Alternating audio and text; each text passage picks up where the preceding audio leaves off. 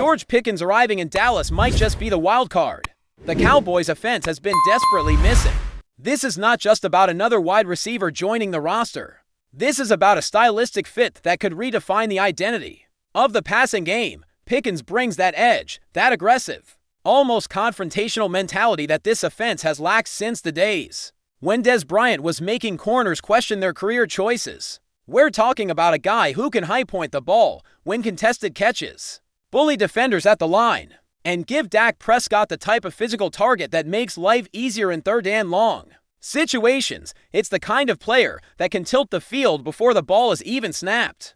Now, while the optimism around his on-field potential is sky-high, you can't ignore the elephant in the room: character questions. There's no sugarcoating it. Pickens has had his share of red flags, and when a player doesn't make it work under someone like Mike Tomlin, who's known for managing strong personalities, that raises an eyebrow. But here's the thing: sometimes a change of scenery, a new quarterback, a new locker room culture, that can make all the difference. If he can't make it work with someone like Dak, who's known for his leadership and steady presence, then the issue isn't the system or the setting, it's him. But let's not get ahead of ourselves. From a pure football standpoint, his fit in Dallas makes too much sense to ignore. He brings a physicality to the receiver room that complements CeeDee Lamb's finesse and explosiveness. Lamb has become that consistent playmaker. But imagine having someone on the opposite side who forces defenses to stay honest, who can draw safeties away, who can win isolated matchups. That's Pickens. And in an offense that often looks for balance but leans on high-efficiency routes, adding a vertical threat like Pickens opens everything up: the middle of the field, the quick game, the run-pass options. It makes the offense more complete. Now, switching gears a bit, there's this fascinating conversation happening around the quarterback position and the long-term outlook for Dak Prescott. It's not just about 2025, it's about what happens after. Some fans have been floating this idea of drafting a developmental quarterback, someone who can sit behind Dak for a couple of years, learn the system, get adjusted to the speed of the NFL without being thrown into the fire. And to be honest, that approach makes a lot of sense. Look around the league, the quarterbacks who've had the luxury of time to develop. Guys like Jordan Love in Green Bay often come in with a better feel for the game, more polish, and less pressure. It doesn't have to be a big name like Arch Manning. It just has to be a guy with tools and upside. Someone you believe in enough to invest time, not necessarily immediate reps. And let's face it, with Dak's age and his injury history, not having a clear succession plan would be irresponsible. The Cowboys have to be proactive here. Whether it's someone like Joe Milton or another mid-round pick, the idea is to create that bridge to the future without blowing up the present. And no, that doesn't mean benching Dak or turning the page early. It means being ready when the page naturally turns. Now imagine this: 2 years from now, you've developed a young quarterback behind the scenes. Dak's contract situation becomes too expensive or unstable, and boom, you have a guy ready to step in.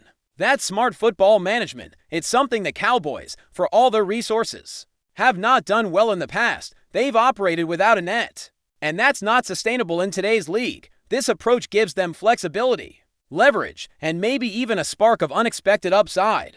That's how championship windows stay open longer. But of course, timing matters. Right now, 2025 might not be the year to go quarterback early in the draft, but 2026, that's looking like the sweet spot. Meanwhile, the big question hanging over this team is one that's haunted fans for decades. When will the Cowboys finally make it back to the NFC Championship game? Some fans are joking, or maybe not joking, about how old their kids will be by the time it happens. And honestly, the answer might be scarier than we think. The roster has talent, no doubt about it. Micah Parsons is a game changer. CeeDee Lamb is a top-tier weapon. Dak, when healthy, is a top 10 quarterback. But something always feels off, whether it's injuries, coaching, execution in the big moments. The Cowboys always seem to fall just short, and that has real consequences. If they bring in big-name free agents, swing for the fences, and still collapse in January, the narrative won't just be about bad luck.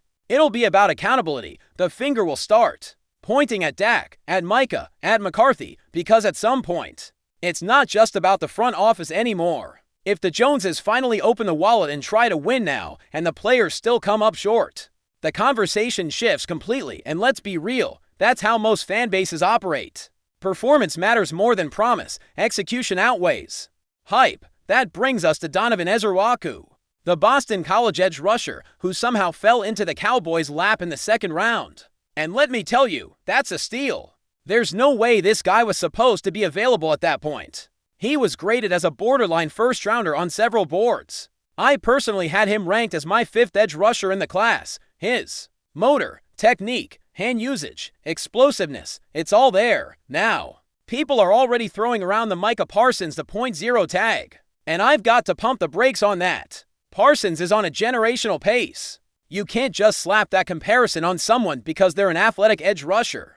That's not fair to Ezaraku, and it sets up unrealistic expectations. But if he turns into a 10-sack-per-year guy, that's not Parsons, but that's still a phenomenal return on a second-round pick. That's the kind of production that turns a solid defense into a dangerous one. So yeah, there's a lot of excitement there, and rightfully so. The cornerback room heading into Week 1 is a bit of a mystery, with Trevon Diggs still working his way back. And some question marks around the depth. Fans are asking, who's going to line up on the outside? Who's manning the nickel? Is it Bland? Is it Elam? Does Israel Mukuamu stay in the mix? During OTA letters, it looked like Bland was staying in the slot, with Elam taking reps on the perimeter. That leaves guys like Kallon Barnes and Drew Booth Jr. and others fighting for a spot while Diggs recovers. It's not the most reassuring situation, especially considering the opening schedule includes guys like A.J. Brown and Devonta Smith. That's not exactly a soft landing. The reality is, until Diggs and Eric Scott Jr. are 100%, this unit is going to be tested early and often. And with the kind of aerial attacks that exist in the NFC, that's a scary proposition. The hope is that the pass rush can compensate and buy the secondary some time. But that's a gamble, not a guarantee. And speaking of injury recovery, the Cowboys don't exactly have the best track record when it comes to bringing players back to full strength. We've seen it with Michael Gallup, with Terrence Steele, even with Diggs. They come back, but they're not the same. And maybe that's just the nature of the beast with injuries like ACL tears. But it feels like other teams manage to get their guys back more effectively. Part of the issue could be rushing players. Part of it might be the way the rehab is handled internally, but whatever the cause, it's a real concern. There's so much riding on guys like Sam Williams and DeMarvion Overshown getting healthy. And that's a gamble when you've got a pattern of guys taking longer than expected, or coming back at 80%. Dak's comeback from injury was a bright spot. He looked sharp, but that's the exception, not the rule. So when fans express doubt about the medical side of things, they're not just being cynical. They've seen this movie before. Then there's the matter of contract extensions. Fans have been wondering why Micah Parsons still hasn't gotten his deal. And there's been a lot of speculation about the Cowboys waiting for the fiscal year to reset.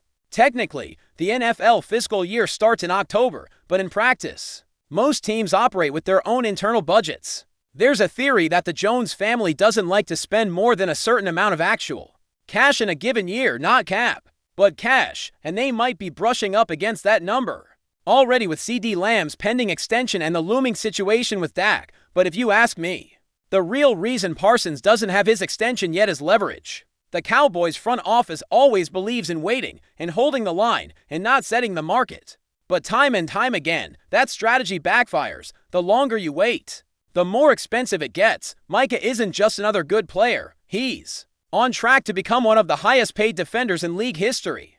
And the Cowboys are dragging their feet. That's not negotiating, that's gambling. But before we continue, don't forget to subscribe to our channel and give this video a like. Your support helps us keep bringing you the latest updates on the Dallas Cowboys. Feel free to share your thoughts on the news in the comments as well.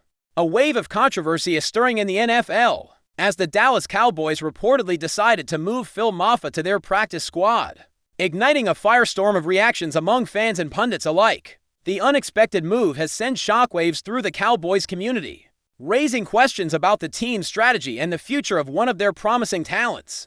Phil Mafah, widely regarded as a player with significant potential, has been under the spotlight since his arrival, with many expecting him to contribute immediately to the team's success. However, the decision to demote him to the practice squad has left many wondering if the Cowboys are losing faith in his abilities, or if there is a bigger plan in motion. The practice squad is often seen as a holding pattern for players not quite ready to shine on the main stage, but for someone like MAFAH, this feels like a surprising step backward. Fans have taken to social media to express their frustration and confusion over the move. Many argue that MAFAH has demonstrated enough skill and grit to warrant a spot on the active roster. Pointing to his training camp performances and glimpses during preseason games, supporters are vocal, suggesting that the Cowboys may be underestimating his impact, or that internal politics might be influencing roster decisions more than pure merit. This has only added fuel to the rumors swirling around the franchise's front office dynamics. Speculation is rife that the Cowboys might be juggling several factors: behind-the-scenes salary cap considerations, injury contingencies, or perhaps plans to develop MAFAH more gradually to preserve his long-term value. Others suspect that the move could be a strategic play to protect MAFAH from other teams eager to claim him off waivers. In any case, the uncertainty has sparked heated debates among analysts and fans, with some predicting that this could either be a masterstroke or a misstep by the Cowboys management. Meanwhile, whispers have emerged about how MAFAH himself is taking this development. Insider sources suggest the player remains motivated and determined to prove his worth, treating this setback as a challenge rather than a defeat. If this is true, the Cowboys could find themselves with a revitalized player eager to break through once the opportunity rises, turning what initially looks like a controversial move into a long-term advantage. As the season unfolds, all eyes will be on Phil MAFAH and the Dallas Cowboys to see how this narrative develops. Will MAFAH use the practice squad stint as a springboard to greater things, or is this the beginning of a tougher road for the young athlete? The Cowboys management has yet to provide clear explanations, leaving the football world buzzing with anticipation and speculation. For now, the only certainty is that this controversial decision has definitely stirred the pot, and the fans won't be quiet about it anytime soon. That's it for this update. If you enjoyed the video and want to keep receiving exclusive news about the Dallas Cowboys, please subscribe to our channel and give this video a like. We always look forward to your comments and opinions. See you in the next video.